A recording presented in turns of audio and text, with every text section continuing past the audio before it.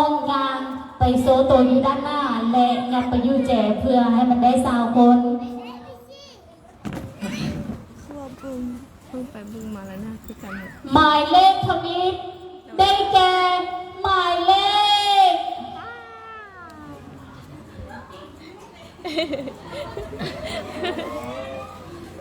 ว้าวคุณนะหัวใจน้องตึกตึกตึกตึกตึกตึกตึก หมายเลขใดเสียหมายเลขใดดังๆแน่และหมายเลขทวิตที่ได้ผ่านเข้ารอบดิสมองเบียเทียน2023ได้แก่หมายเลข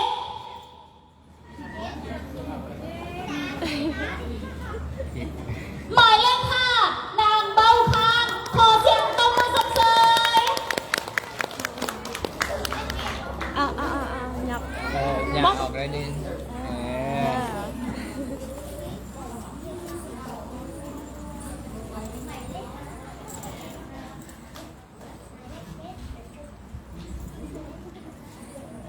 ได้แล้วเด้อฟูจิเอาเสียงตึงตึงตึงไปได้บ่ได้ป่ะไอเต้นยังหาอยู่เอาเสียงแบบ อ่านเวิร์ดอ่านเวิร์ด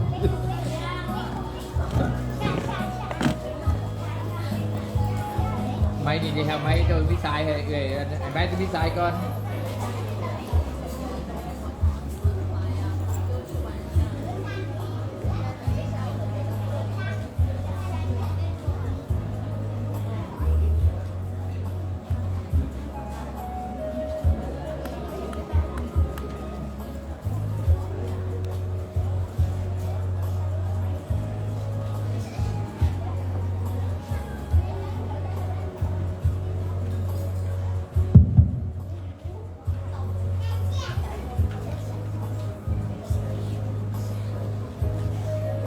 เจ้าต้องขออภัยขัดข้องทางเทคนิคหน่อยหนึ่งเชื่อในว่าท่านผู้ชมของเราก็คงจะตื่นเต้นเบาหลายก็น้อยหมายเลขต่อไป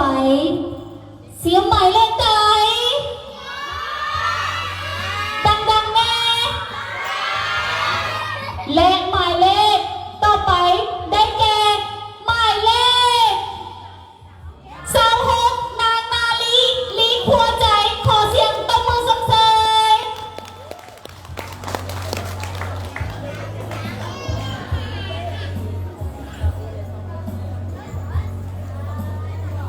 จะโอเคอยู่ตามงานนี้นะ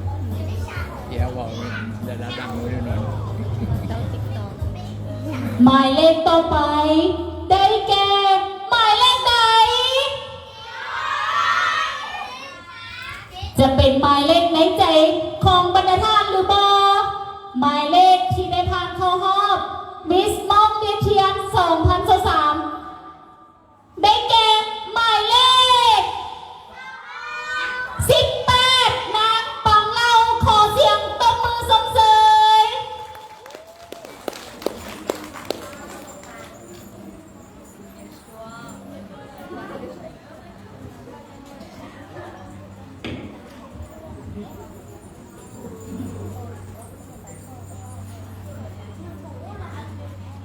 ได้3 คนแล้วเนาะโอ้พิธีกรกับตื่นเต้นใจโล่งใจหายอยู่เพราะว่าใจแท้ก็อยากได้ทั้งเบิดเลย แต่ว่า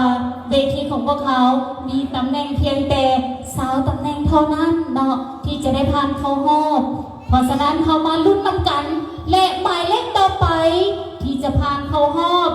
ได้แก่หมายเลขหมายเลขใด เ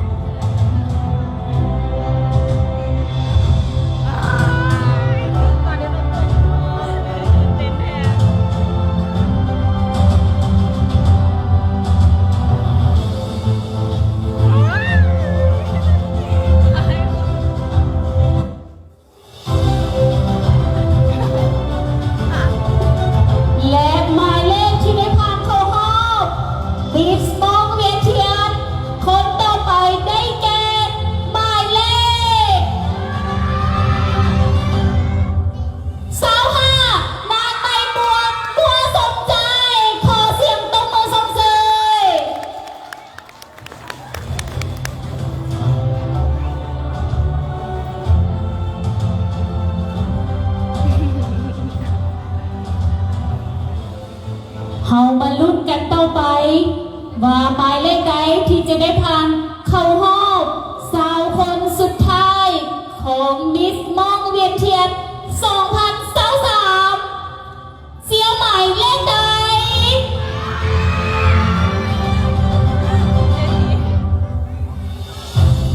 และผู้ที่ได้ผ่านเข้ารอบมิสมองเวียนเทียน2023ได้แก่หมายเลข14นางลาวาขอเสียงตบมือส่งเสริม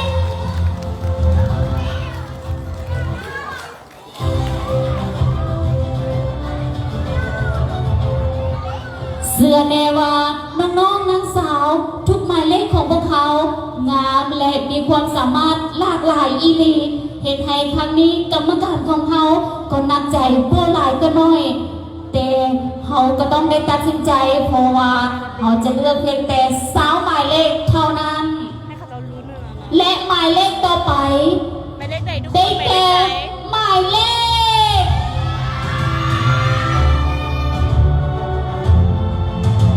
หมายเลข1นางเกาโนเฮอร์ขอเสียงตบมือส่งเสริม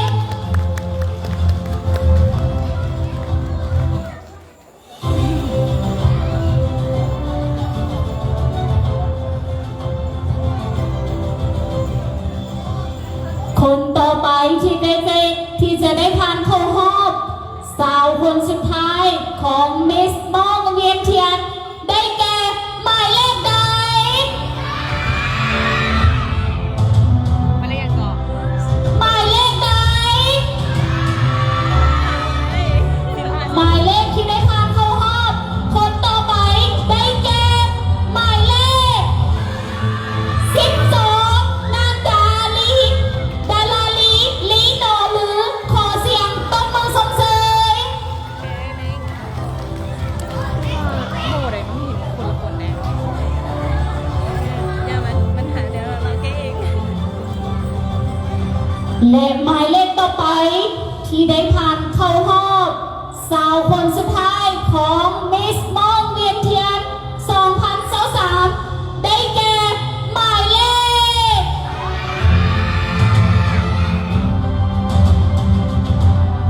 หมายเลข3นางเกียงใส่จงตูขอเสียงตบมือส่งเสริ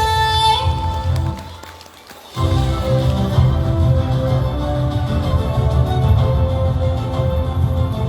เสาหกเข้าห้องแล้วเด้อเสาหกเข้าห้องแล้ว ตอนนี้มีหมายเลข5 18 14 หมายเลขที่ได้ผ่านเข้ารอบ เลข1 คนต่อไปได้แก่หมายเลขใด จะเป็นหมายเลขที่บรรทานเสียอยู่หรือบ่เข้ามาลุ้นนำกัน และหมายเลขต่อไปได้แก่หมายเลข หมายเลข17นางกะโยวันยกเยียขอเสียงตบมือส่งเสริม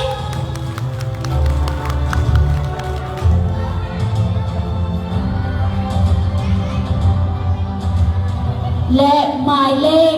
ที่10ที่ได้ผ่านเข้ารอบ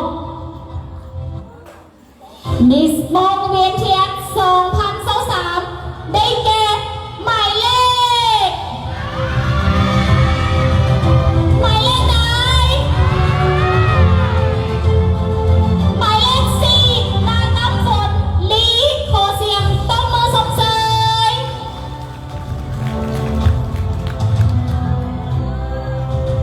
เราถอตื่นเต้นอ่ะรู้สึกว่ามันรู้สึกว่า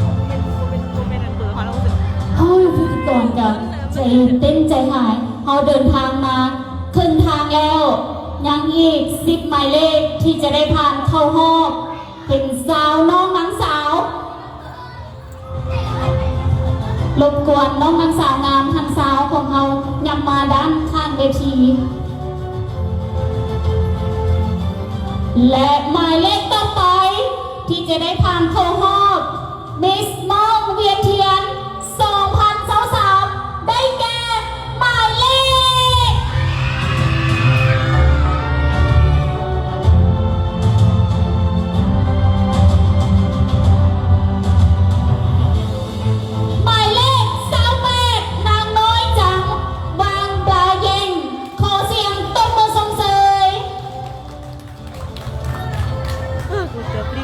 และหมายเลขที่ได้ผ่านเข้ารอบคนต่อไป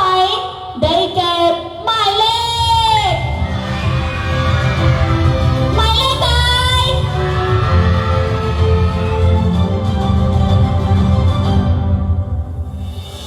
หมายเลข24นางคานทรงเล็งว่างขอเสียงตบมือส่งเสย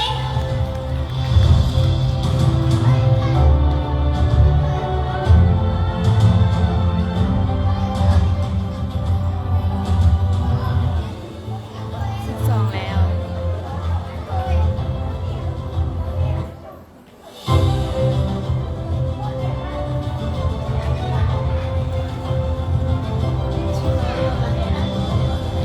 และผู้ที่ได้ผ่านเข้ารอบคนต่อไป ได้แก่หมายเลขใดผู้ที่ได้ผ่านเข้ารอบสาวคนสุดท้ายของมิสมองเวียนเทียน2023ได้แก่หมายเลข 2นางไม่เกิดยางจือกล้องขอเสียงตบมือส่งเสย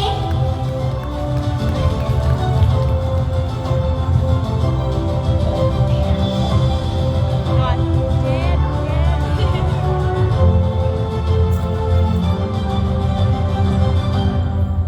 และหมายเลขต่อไป หมายเลขใด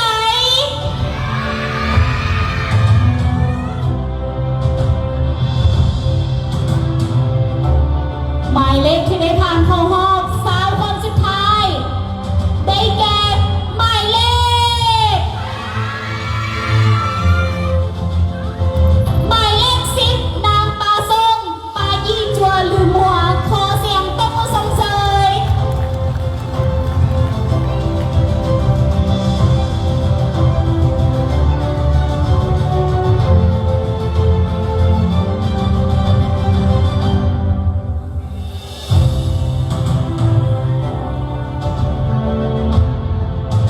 หมายเลขต่อไป หมายเลขใดหมายเลขใดผู้ที่ได้ผ่านเข้ารอบสาวคนสุดท้าย ได้แก่หมายเลข 6นางเสียสีย่างใจวางมั่นขอเสียงตบมือส่งเสย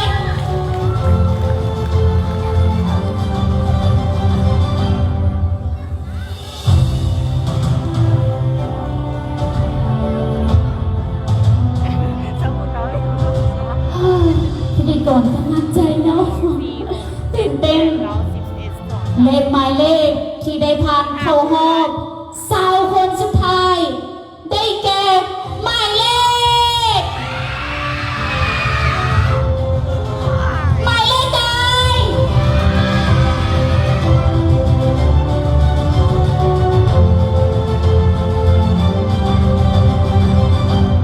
หมายเลข16นางฟ้าลีวันใสขอเสียงตบมือส่งเสย โอ้ยต้องเชียร์อะไร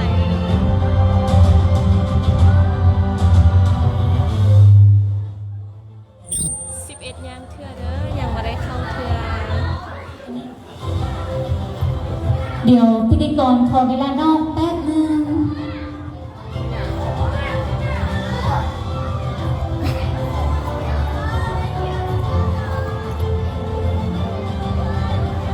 ก่อนเราใช้ก่อนนะได้สาวใช้บยอเนาะนะเขาหอบสาวคน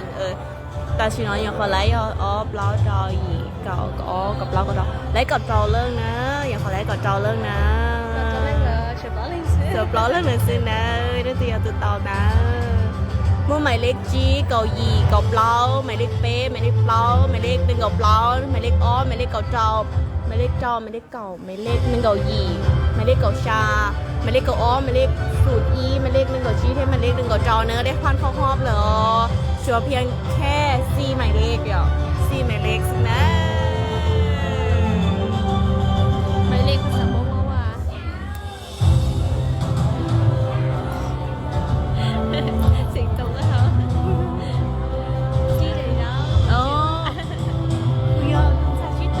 เจ้าและนาทีที่ระลึก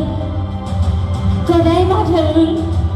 และหมายเลขที่ได้เข้ารอบ คนต่อไปได้แก่หมายเลข หมายเลขไหน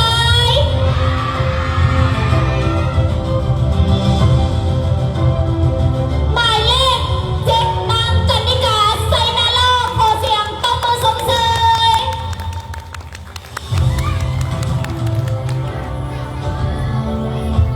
ว้า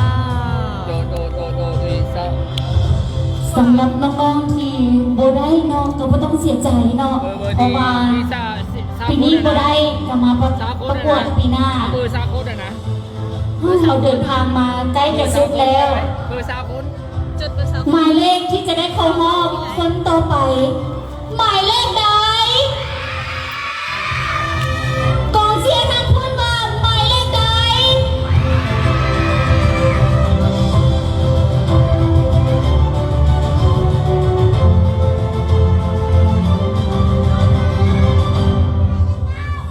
หมายเลข13นางไมจ้าวางขอเสียงตบมือส่งเสริม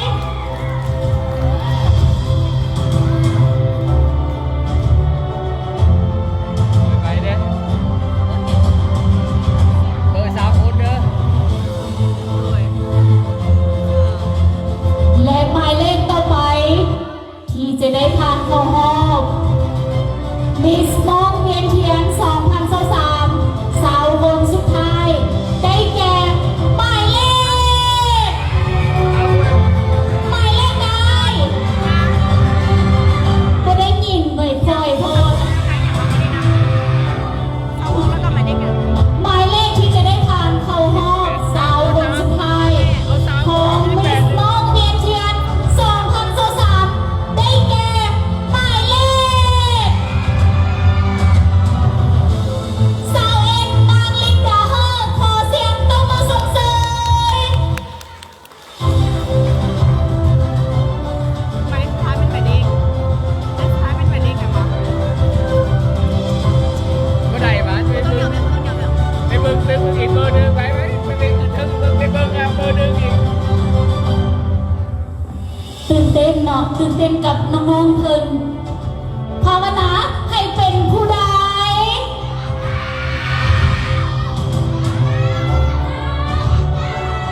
หมายเลขใด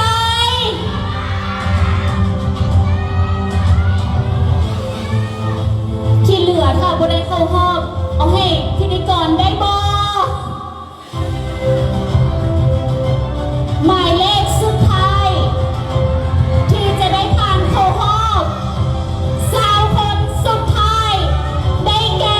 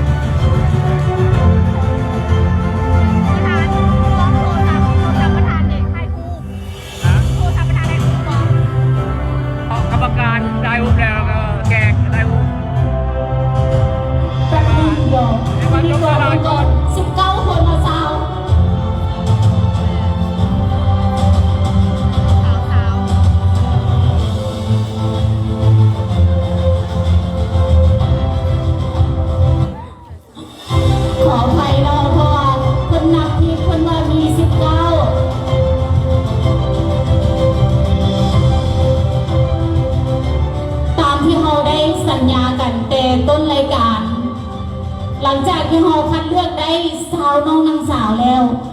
เราจะมีคัดเลือกอีกสักกว่า2 คน นั่นก็คือสาว2 คน นั่นหมายความว่าน้องนางสาวทั้ง8ยังมีสิทธิ์เข้ารอบอีก2 คน เสียหมายเลขใดหมายเลขใด เก้า และผู้ที่ได้ผ่านเข้ารอบสาวF คนได้แก่หมายเลขสาว3นางนาลีบางไซจิตขอเสียงตบมือส่งเสย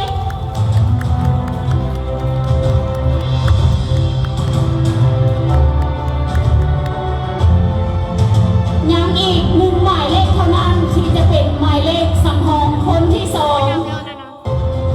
คิดว่าเป็นหมายเลขใดหมายเลขใด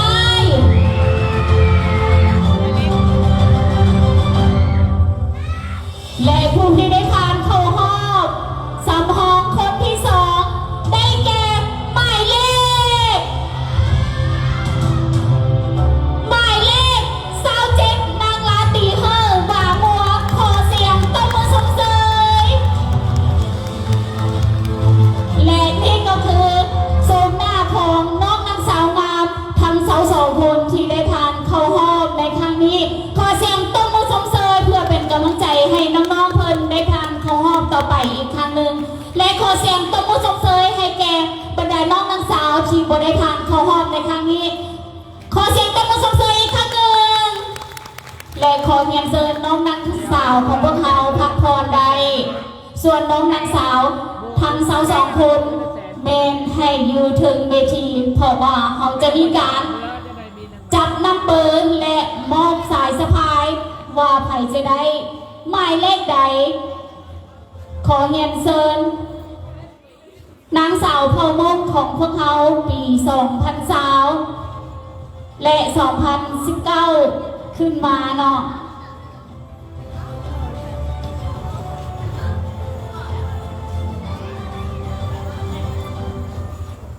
รบกวนน้องๆจัดเป็นรูปตัวดียับอยู่มุมคือเก่าแต่นี่แต่อันนี้ยับขึ้นมาถึงนะจัดเป็นรูปตัวดีมายืนอยู่ที่เลย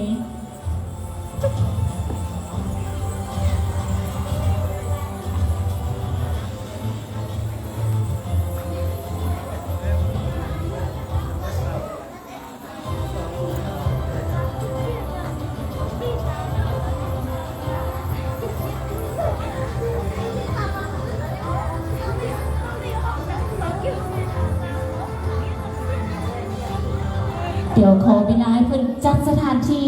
และข้าพเจ้าขอแจ้งอีกครั้งหนึ่งว่า2 หมายเลขสำรองที่ว่าเราได้เลือกไว้นั้นจะบ่ได้จบหมายเลขและจะบ่ได้สายสะพายแต่เพิ่นจะได้ผ่านเข้ารอบไปกับพวกเขา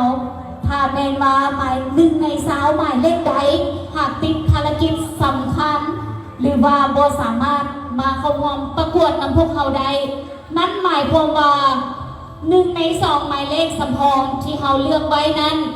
จะผ่านเข้ารอบแบบอัตโนมัติทันทีขอเสียงตบมือส่งเสยให้แก่น้องๆเพิ่นอีกครั้งหนึ่ง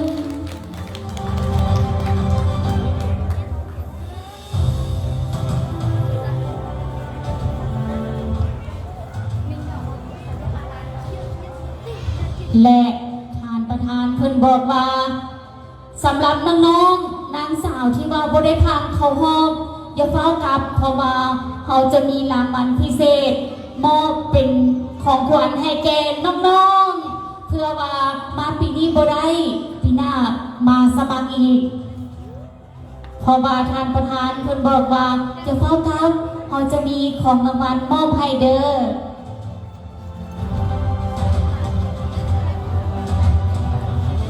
ตามลำดับเลยเนาะขอเชิญนางเบ้าคางหมายเลข5ขึ้นจับนับเบอร์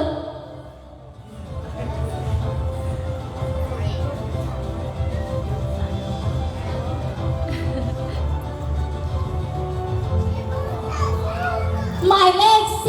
12เพิ่น อง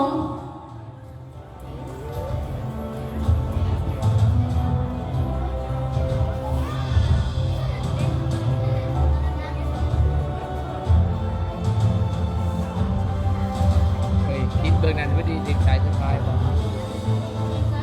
สายสะพายใจเบอร์ไง เสื้อแน่ว่าในการคัดเลือกครั้งนี้ ทางคณะกรรมการของพวกเราโกนยากใจสมควรเพราะว่าตามที่ข้าพเจ้าเห็นแล้วทั้งน้องนางสาวทั้งหมดล้วนแล้วแต่มีความเก่งและความสามารถหลากหลายที่โบคือกันและมีความงามที่โบคือกันต่างคนต่างงามตามแบบของใครเราต่างแต่ว่าความงามของผู้ใดที่จะชนะใจกรรมการ และความสามารถของผู้ใดที่จะถึกใจกรรมการ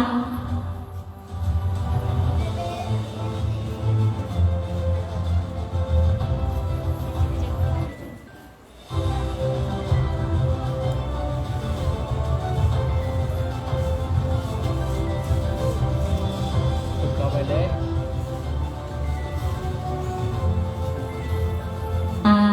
เป็นที่เยี่ยมห้อย ให้เพิ่นโซโตย่างโซโตอีกครั้งหนึ่งแล้วจึงกลับเข้ามาอยู่บนเก่า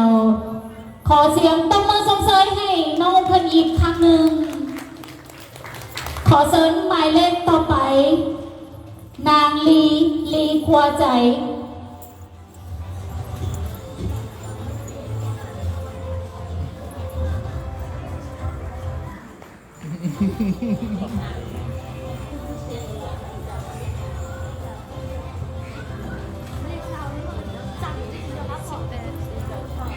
เพิ่นจับได้หมายเลข18 เบอร์ของอมินตา ชื่อได้ เดี๋ยวให้ทีมงานเอานัมเบอร์18 ให้น้องเพิ่นพร้อมด้วยสายสะพาย ผู้เข้าประกวดหมายเลข18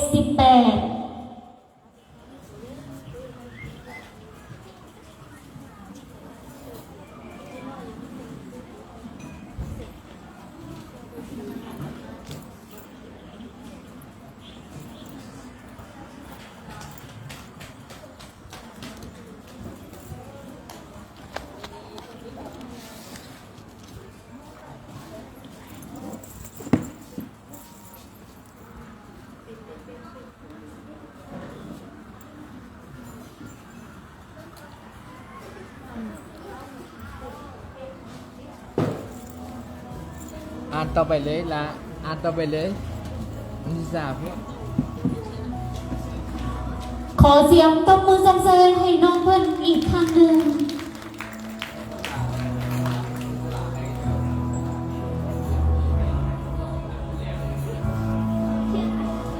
เสิร์น้องต่อไปเลยเนาะ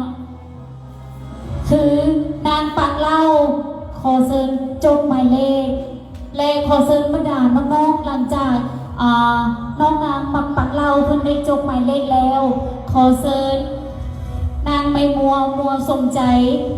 จบหมายเลขตามลำดับมาเลยเจ้าเพราะว่าจะจบหมายเลขไว้เลย แล้วพอจะมาใส่สายสะพายกันภายหลัง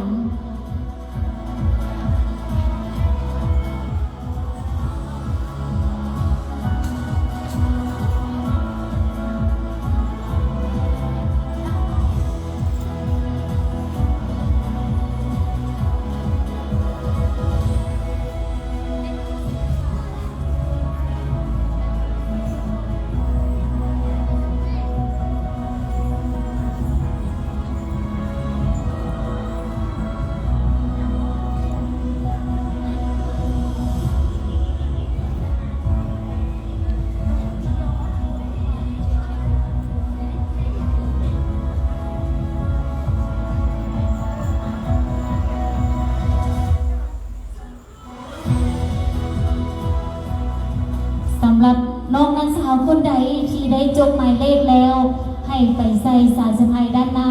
และสำหรับน้องนักสาวคนใดที่ได้ใส่สายสะพายพร้อมหมายเลขแล้ว ให้กลับมายืนประจำที่อยู่บนเก่า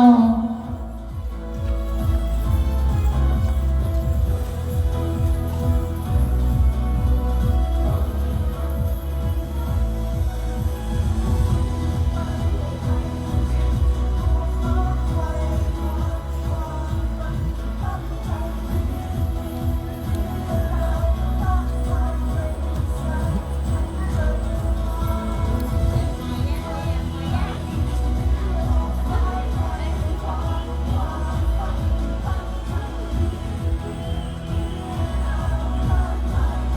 อดใจรอกันอีกจักหน่อย เดี๋ยวทีมงานเพิ่นใส่น้ำเบอร์และสายสะพายให้น้องๆนางสาว แล้วเขาจะให้บรรดาคณะกรรมการขึ้นถ่ายรูปกับน้องนางสาว พร้อมด้วยบรรดาแขกที่มีเกียรติทุกท่านที่ว่ารับชมรายการของพวกเขามาตั้งแต่ต้นจนจบรายการ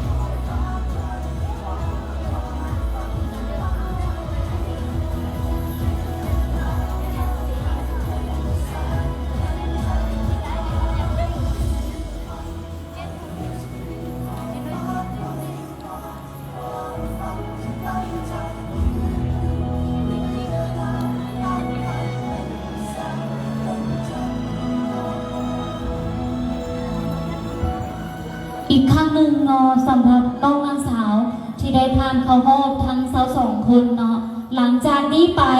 เพิ่นจะได้รับภารกิจอันหนักหน่วงและบทบาทภาระหน้าที่ที่สำคัญ ก็คือทุกๆวันเสาร์อาทิตย์นับแต่นี้ไป เพิ่นจะได้เข้ามาซ้อมเกี่ยวกับกิริยามารยาทการงานการตอบคำถาม และการมารยาทในโต๊ะอาหารการนบการไหว้การนั่งการยืนการยิ้มกิริยามารยาทของการเป็นมิสมงเวียนเทียน 2023 และในอีก1 อาทิตย์ข้างหน้า ก่อนจะฮอดมื้อประกวดของวันที่23หาวันที่25ก่อน1 อาทิตย์เพิ่นจะได้เข้ามานอนเก็บโต๊ะอยู่ในส่วนปรึกษาของพวกเขาเพื่อที่จะได้ซ้อมนักเข้ามือแข่งขันว่าผู้ใดจะได้เป็นมิสมงเวียนเทียน 2023 จะมี1 เดียวเท่านั้นที่จะได้ครองมงกุฎมูลค่า80 ล้านกีบพร้อมด้วยสายสะพายและเงินสดพร้อมด้วยของรางวัลอีกหลวงหลาย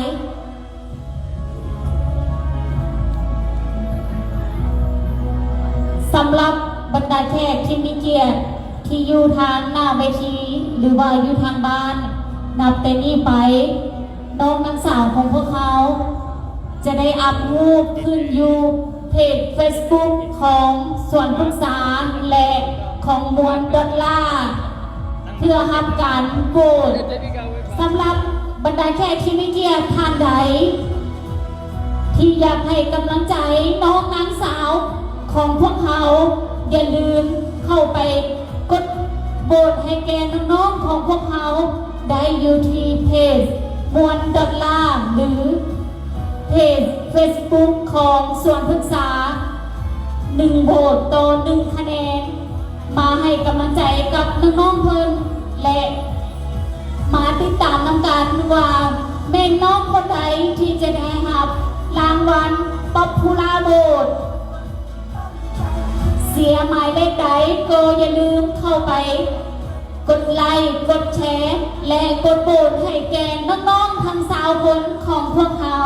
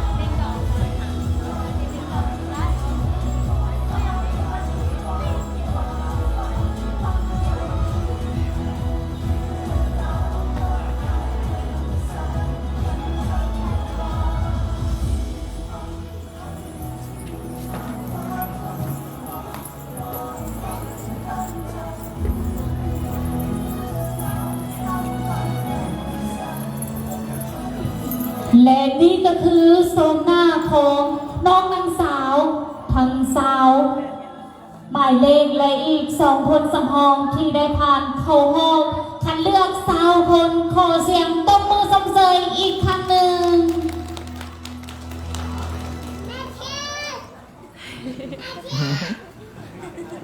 มีคนเชียร์เลย และต่อไปขอเรียนเชิญทางคณะกรรมการขึ้นถ่ายรูปกับน้องนางสาว แต่ก่อนที่จะขึ้นถ่ายรูปขอเรียนเชิญน้องนางสาว นับตั้งแต่หมายเลข1จนฮอดหมายเลข10ขึ้นมายืนทางหน้า และอีกหมายเลข11หมายเลข20อยู่ทางหลัง อีกสองน้องนางสาวหมายเลข23กับหมายเลข27อยู่ด้านข้าง เวลา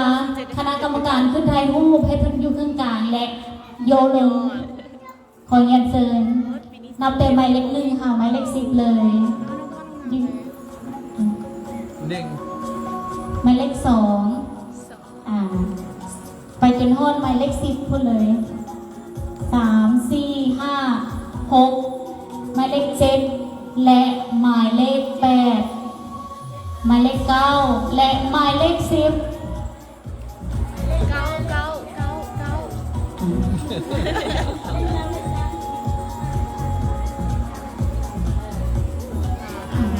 หมายเลข11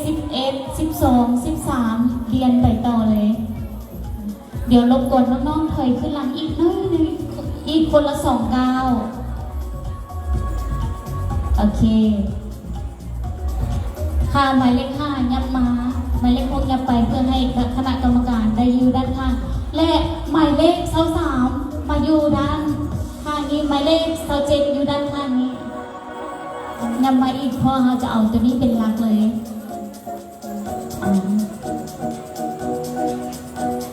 โอเคเวลาที่คณะกรรมการเพิ่นขึ้นถ่ายรูปจะให้เพิ่นอยู่ข้างกลางและน้องนางสาวที่อยู่ด้านหน้าของพวกเขาให้โยโตลงโอเค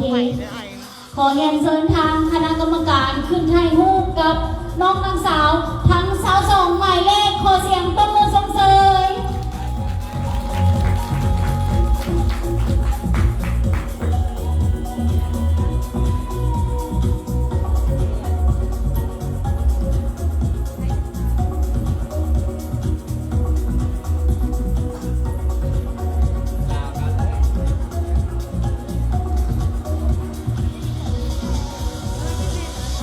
หลังจ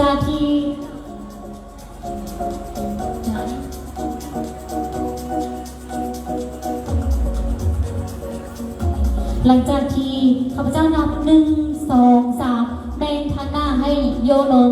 โอเคนะ1 2 3โยโตลงเลยโยลงหลายๆโยลงหลายๆสำหรับคนที่สูงเป็นนั่งเลยจะได้นั่งถ้ามันโบเทียบกันยับไปอีก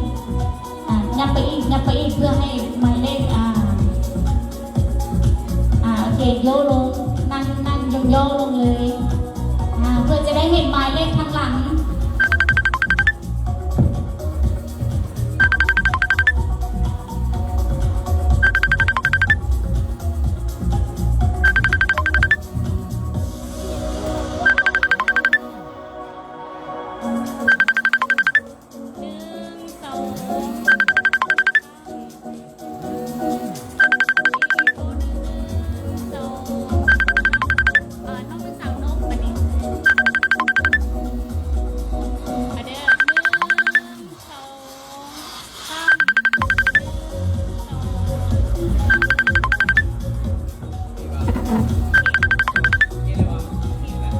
เจ้าเล็กต้องขอขอบใจทางคณะกรรมการให้เกียรติขึ้นถ่ายรูปกับน้องนางสาวขอเชิญคณะกรรมการพักผ่อนได้และขอเชิญบรรดาแขกที่มีเกียรติทุกท่านขึ้นถ่ายรูปกับน้องนางสาวของพวกเขาได้เลย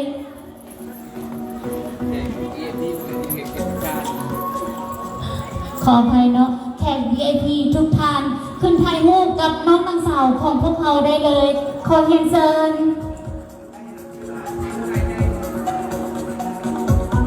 เขียนเซอร์เรเดอร์แขก VIP ทุกท่านขึ้นถ่ายรูปกับน้องนางสาวของพวกเขาได้เลยขอเรียนเชิญ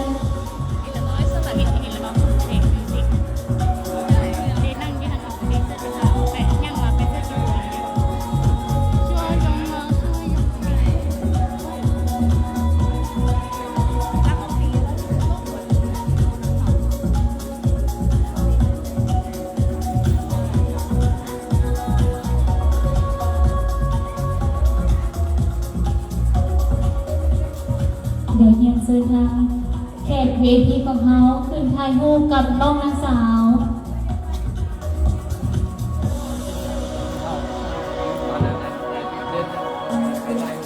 ที่ล้มบาดนี้เลย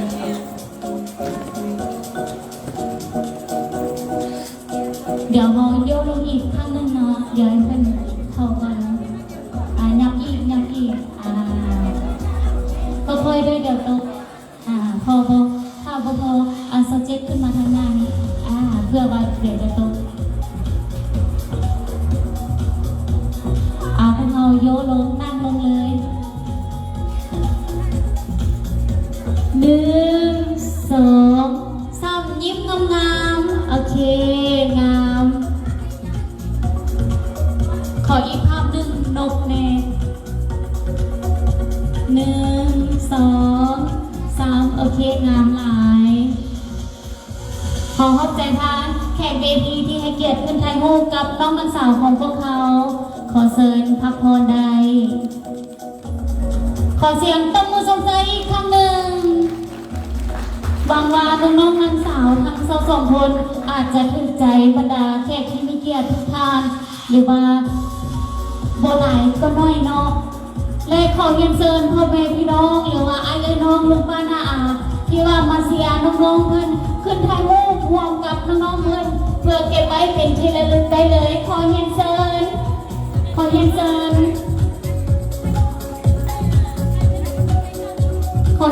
ขึ้นถ่ายรูปรวมกับน้องๆเพิ่นได้เลยขอเรียนเชิญเพราะว่าหลังจากนี้ที่น้องๆเพิ่นได้รับตำแหน่งแล้ว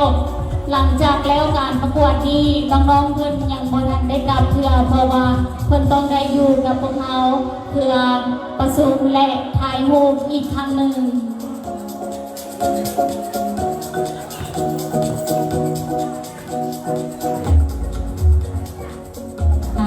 รบกวนน้องๆเขานั่งลงอีกครั้งหนึ่ง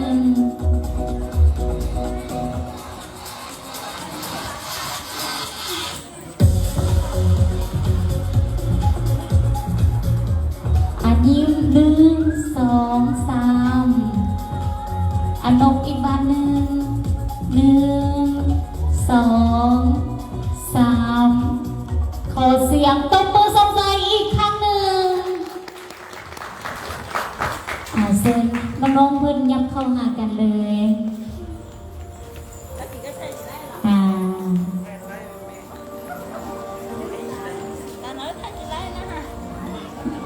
ยับให้เป็นบ้าน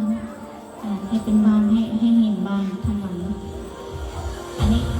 หมายเลขหนึ่งยับไปสุดๆเลยโอเคแล้วหมายเลขทางหลังโอเคเห็นบ้านหรือยังผู้ใดยังไม่ได้ยื้อบ้านแน่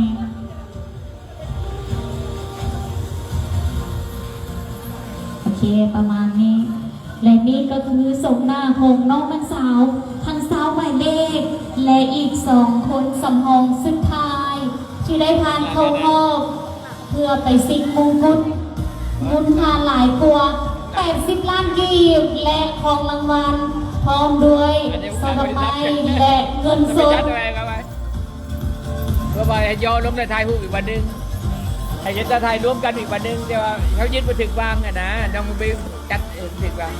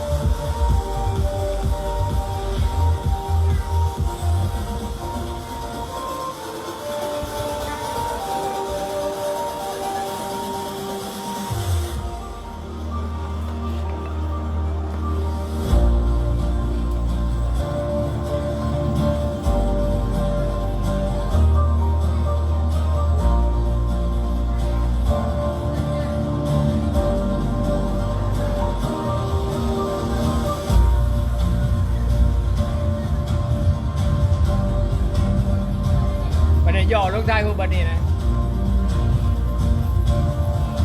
โอเคและ อีกภาพหนึ่งเอานางสาวพ่อมกนครหลวงปี2021ขึ้นไทยฮูกกับน้องนางสาวเดียว ทุกคนอยู่ตำแหน่งเก่ามีแต่ให้มิสมองของเขาอยู่ด้านหน้าเพื่อเก็บภาพไว้เป็นที่ระลึกอยู่ด้านหน้าเลยโอเค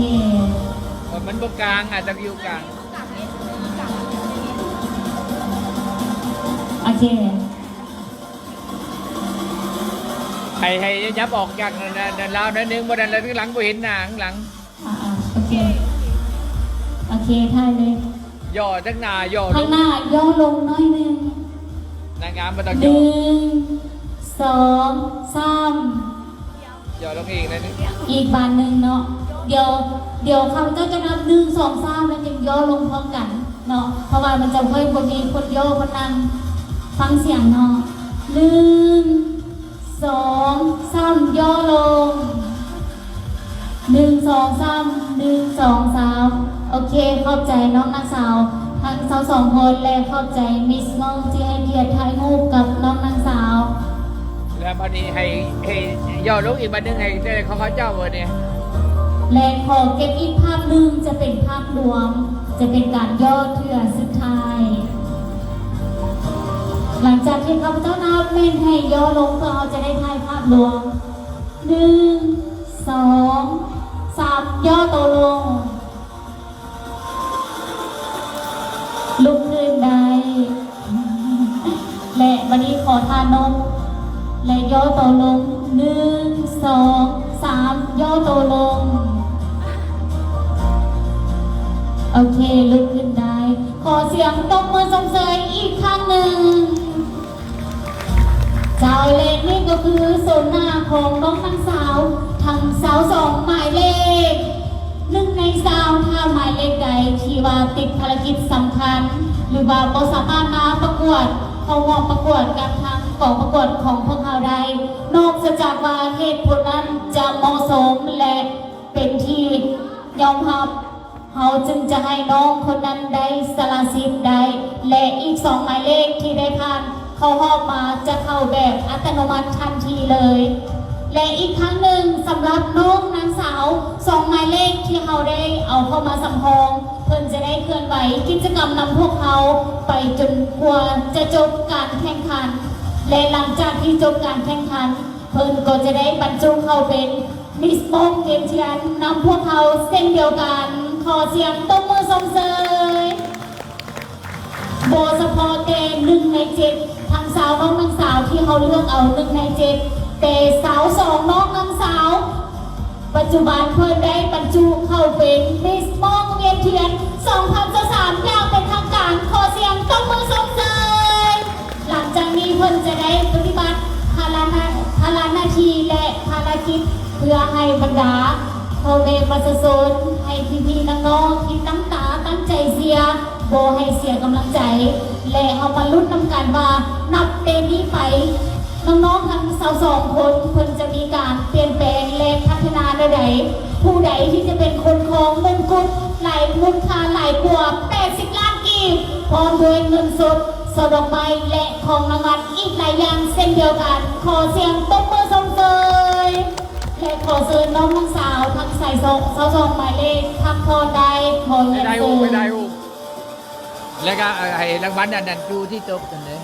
ที่ตกออกมา เดี๋ยวให้น้องๆงานแล้วก็เข้าไปแล้วก็พักพรได้เอาตั้งแต่ทีหลังงานเข้าไปเลยงานเข้าไปตามหมายเลขลำดับเลย วันนี้เราจะมอบรางวัลให้ทุกที่ ตกกันคนละแสนให้น้องเอาเงินมีเงินบอก ออนเสาซอง เอาซอกไหม ซองขาว และต่อไปขอเชิญน้องนางสาวที่บริพานเข้ารอบเชิญด้านหน้าเวทีเพราะว่าเขาจะมอบของรางวัลหรือว่าน้ำใจเพื่อเป็นที่ระลึกหรือว่าปลอบใจให้แก่บรรดาน้องนางสาวที่บริพานเข้ารอบในครั้งนี้ขอเรียนเชิญน้องนางสาวที่บริพานเข้ารอบปรากฏกายถึงเวทีขอเรียนเชิญ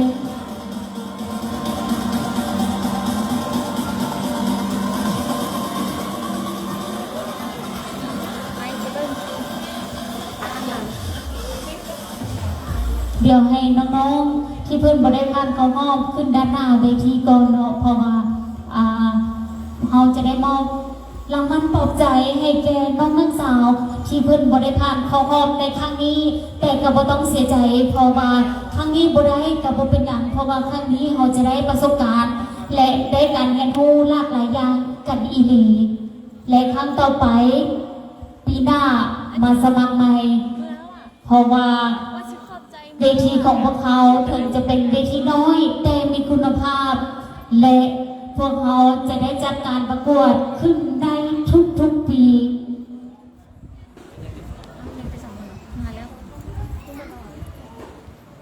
มีแต่ส่งคนนะ หมอยังยุ่งหนังวิว ไปข้างหลังแล้วค่ะ เดี๋ยวให้เลี้ยงเพิ่นไปเบิ่งก่อนมาน้องนักสาวเพิ่นได้กลับแล้วหรือบ่เพราะว่าเขาจะมอบรางวัลปลอบใจให้แก่น้องนักสาว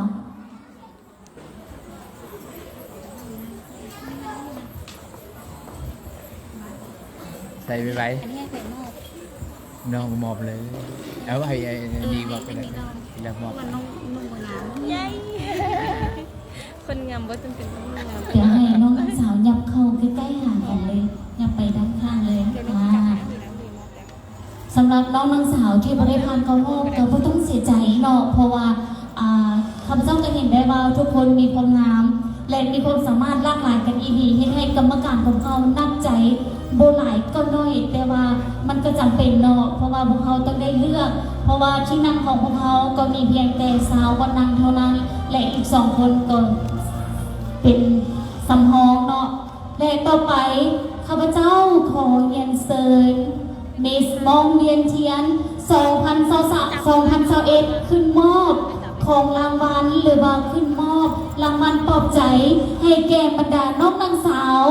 ทั้ง5คนที่บ่ได้ผ่านเข้ารอบในครั้งนี้ขอเสียงตบมือส่งเสริม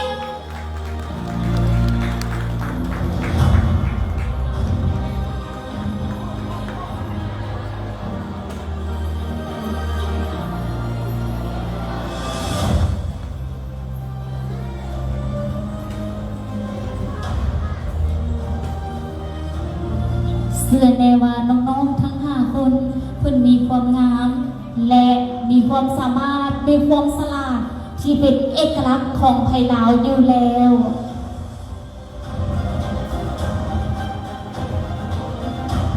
บ่ได้ผ่านเข้ารอบในครั้งนี้ก็บ่ต้องเสียใจเพราะว่าการที่เฮามาประกวดเป็นนางงามมันต้องมีได้มีแพ้มีเสียหรือว่ามีชนะกันอยู่แล้วอันหนึ่งที่เรามาประกวดข้าพเจ้าอยากให้นางงามได้ซึมซับก็คือมิตรภาพของการได้หมู่ได้เอื้อยได้น้องได้พี่น้องได้มาอยู่ร่วมกันสำหรับน้องนางสาวที่ผ่านเข้ารอบอย่าเฝ้ากลับเนาะเพราะว่าเราจะได้ถ่ายรูป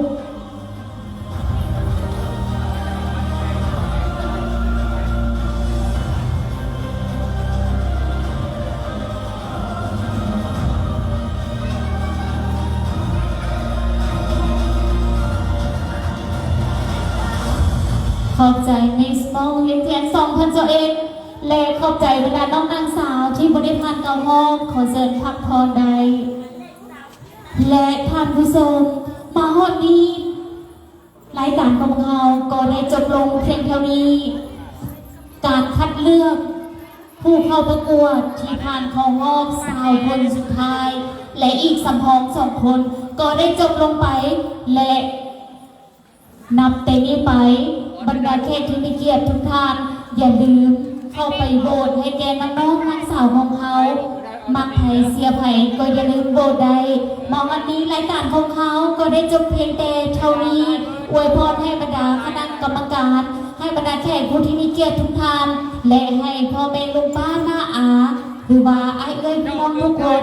จงมีแต่สุขภาพแข็งแรงปรารถนาสิ่งใดก็ขอให้สมหังสมปรารถนาให้ร่ำรวยเฮงๆปันๆกันทุกคนขอขอบใจ